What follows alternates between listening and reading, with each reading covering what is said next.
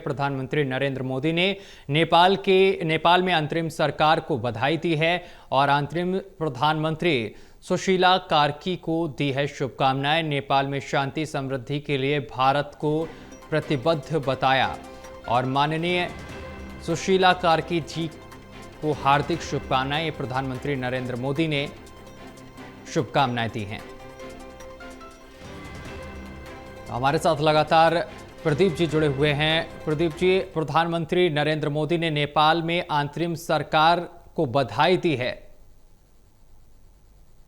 देखिए, बिल्कुल सत्यम, बीते कल सुशीला कार्की जो देश की पूर्व मुख्य न्यायाधीश रही हैं, महिला न्यायाधीश रही हैं और कई महत्वपूर्ण फैसले के लिए जानी जाती हैं, उनको यहाँ पर कमान मिली है। अंतरिम सरकार की मुखिया वो बनी है, यानी अब उनकी देखरेख में चुनाव होंगे। और इसी के साथ जो पटाक्षेप है नेपाल में, जिस तरीके से अराजक माहौल बना और जैन जी जो संगठन जो यहाँ पर एक आक्रामक विरोध प्रदर्शन करता नजर आया, उसके बाद अब जो है नेपाल को सजाने संवारने की तैयारियों में जुटा हुआ संगठन दिखाई दे रहा है।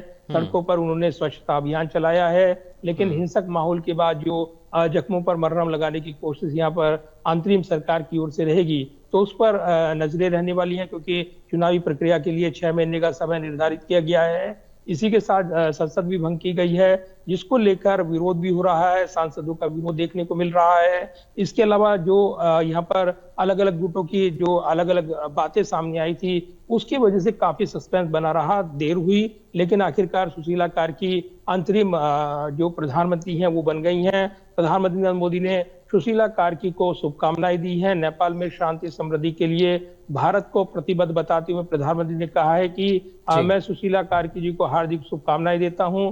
साथ ही नेपाल की अंतरिम सरकार की प्रधानमंत्री के रूप में पद ग्रहण करने पर जो मेरी शुभकामनाएं हैं, वो नेपाल के भाई बहनों की शांति, प्रगति और समृद्धि के लिए भारत की पूरी प्रतिबद्धता को दिखाता है। इसके अलावा भारतीय विदेश मंत्रालय की ओर से भी बयान जारी किया गया है और ये कहा गया है भारतीय विदेश मंत्रालय की ओर से कि सुशीला कार्की के नेतृत्व में एक नई अंतरिम सरकार के गठन का हम स्वागत करते हैं और आशा है कि इससे शांति और स्थिरता को बढ़ावा मिलेगा। विदेश मंत्रालय की ओर से ये भी कहा गया है कि एक निकट पड़ोसी, एक लोकतांत्रिक देश और एक दीर्घकालीन विकास साझेदार के रूप में भारत अपने दोनों देशों और जनता की भलाई और समृद्धि के लिए नेपाल के साथ मिलकर काम करता रहेगा। तो ये निश्चित तौर पर भारत की जो कूटनीति है, पहल है, और जिस तरीके से नेपाल में जो यहाँ पर एक अराजक माहौल देखने को मिला, उसके बाद प्रधानमंत्री नरेंद्र मोदी ने सुशीला कार्की को शुभकामनाएं दी हैं और प्रतिबद्ध बताया है। नेपाल के साथ भारत के दीर्घकालीन संबंध हैं और ऐसे में भारतीय विदेश मंत्रालय की ओर से भी नई सरकार का, अंतरिम सरकार का गठन का स्वागत किया गया है। प्रदीप जी, देखिए, अभी तो कमान तो सुशीला कार्की ने संभाल ली है, लेकिन इसके बाद भी अभी क्या स्थितियां ठीक हैं? सामान्य हो पाया है नेपाल?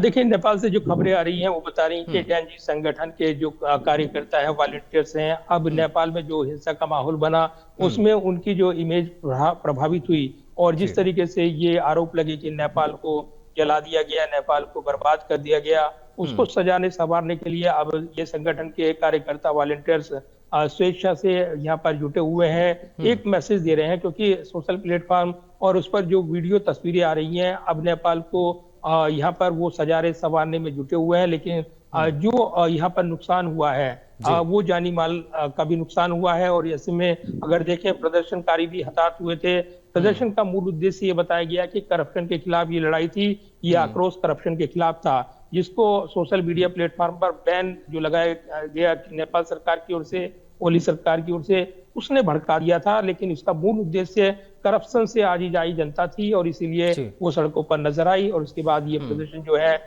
तब हिंसा में बदल गया जब उनके प्रदर्शनकारियों पर गोलियां चलाई गई। ये उनकी तरफ से कहा गया। तो सीधे तौर पर अब वो ये इमेज यहाँ पर दिखा रही है कि नेपाल को अगर यहाँ पर नुकसान हुआ है तो उसको सजाने संवारने की जिम्मेदारी भी उन्हीं की है।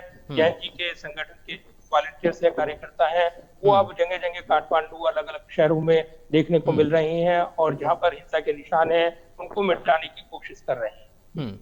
बिल्कुल प्रदीप जी, आप हमारे साथ बने रहिए, आगे भी आपसे खबर पर अपडेट लेंगे।